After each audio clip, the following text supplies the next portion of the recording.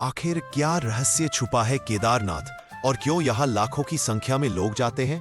और लास्ट वाला तो सुनकर आप हैरान हो जाओगे, तो पूरी वीडियो पूरे ध्यान से देखिए। अगर आप हमारे चैनल पर नहीं हो तो चैनल को सब्सक्राइब कर लो और वीडियो को लाइक कर दो। अगर आप महादेव से प्यार करते हो तो कमेंट में हर हर महादेव लिख दो। चलिए दोस्तों, शुरू करते हैं। केदारनाथ उत्तराखंड के रुद्रप्रयाग जिले में स्थित भारत के सबसे पवित्र तीर्थ स्थलों में से एक है। यह हिंदू धर्म के 4 धामों बद्रीनाथ, केदारनाथ, गंगोत्री, यमुनोत्री में शामिल है और 12 ज्योतिर्लिंगों में से एक है। यहाँ भगवान शिव को केदारनाथ के रूप में पूजा जाता है। आगे केदारनाथ की पूरी इतिहास और महत्व की जानकारी दी गई है। 1. पौराणिक इतिहास। केदारनाथ का इतिहास पौराणिक कथाओं से गहराई से जुड़ा हुआ है। यह माना जाता है कि यह स्थान महाभारत काल से संबंधित है। प्रमुख पौराणिक कथाएं निम्नलिखित है। नंबर 1, पांडवों और केदारनाथ। महाभारत के अनुसार पांडवों ने कुरुक्षेत्र युद्ध में अपने कौरव भाइयों की हत्या के पाप से मुक्ति पाने के लिए भगवान शिव की शरण ली। शिव, जो स्वयं को पांडवों से छिपाना चाहते थे, बैल नंदी का रूप धारण कर हिमालय में चले गए, लेकिन भीम ने उन्हें पहचान लिया। शिव ने तब पृथ्वी में समा जाने की कोशिश की, लेकिन उनका ऊपरी हिस्सा बाहर रह गया। यह स्थान केदारनाथ माना जाता है। पांडवों ने यहां मंदिर बनवाया और शिव की पूजा की। नर नारायण कथा। एक अन्य कथा के अनुसार भगवान विष्णु के अवतार नर और नारायण, अर्जुन और कृष्ण के पिछले जन्म ने केदारनाथ में तपस्या की थी। उनकी भक्ति से प्रसन्न होकर शिव यहां ज्योतिर्लिंग के रूप में प्रकट हुए। आदि शंकराचार्य। 8वीं शताब्दी में आदि शंकराचार्य ने केदारनाथ मंदिर का जीर्णोद्धार करवाया और इसे एक प्रमुख तीर्थ स्थल के रूप में स्थापित किया। माना जाता है कि उन्होंने यहां समाधि भी ली थी। नंबर 2, मंदिर का इतिहास और निर्माण प्राचीनता। केदारनाथ मंदिर का निर्माण कब हुआ, इसकी सटीक तारीख अज्ञात है, लेकिन यह हजारों वर्ष पुराना माना जाता है। कुछ इतिहासकार इसे 8वीं-7वीं शताब्दी का मानते हैं, जब आदि शंकराचार्य ने इसका पुनर्निर्माण करवाया।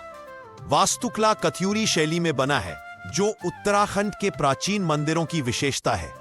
ये विशाल पत्थरों से निर्मित है, जो बिना किसी गारे के एक दूसरे पर टिके हैं।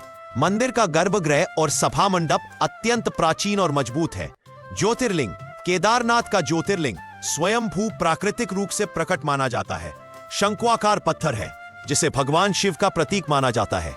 नंबर 3, भौगोलिक और धार्मिक महत्व स्थान। केदारनाथ मंदिर 3585 मीटर की ऊंचाई पर हिमालय की गोद में मंदाकिनी नदी के किनारे स्थित है।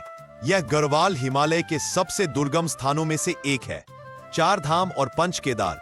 केदारनाथ 4 धाम यात्रा का हिस्सा है और पंच केदार केदारनाथ, तुंगनाथ, रुद्रनाथ, मध्यमेश्वर, कल्पेश्वर में प्रमुख है। पंच केदार की कथा भी पांडवों से जुड़ी है, जहां शिव के विभिन्न अंग अलग अलग स्थानों पर प्रकट हुए। प्रकृति और आध्यात्मिकता।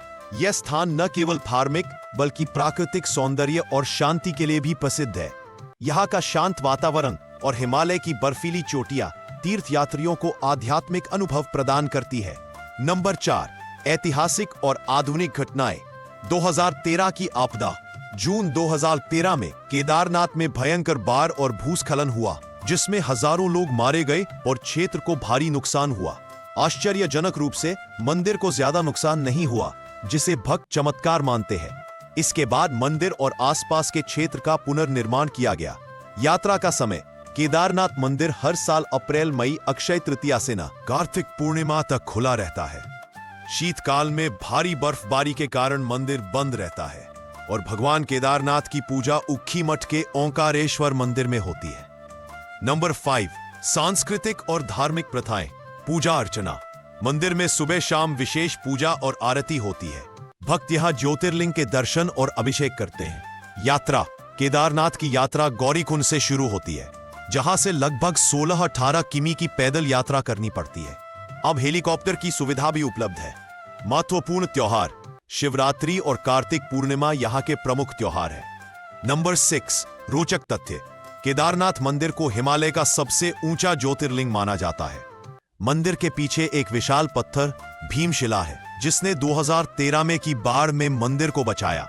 यहाँ की ठंडी जलवायु और ऊंचाई के कारण यात्रा शारीरिक रूप से चुनौतीपूर्ण है, लेकिन भक्तों का उत्साह अटूट रहता है। नंबर 7, वर्तमान स्थिति आज केदारनाथ एक प्रमुख तीर्थ स्थल है जो हर साल लाखों श्रद्धालुओं को आकर्षित करता है। सरकार और स्थानीय प्रशासन ने यात्रा को सुगम बनाने के लिए सड़क, हेलीकॉप्टर और अन्य सुविधाएं विकसित की है। फिर भी यह स्थान अपनी प्राकृतिक और आध्यात्मिक शांति को बरकरार रखता है। तो आप मेरे साथ बोलिए दोस्तों, हर हर महादेव।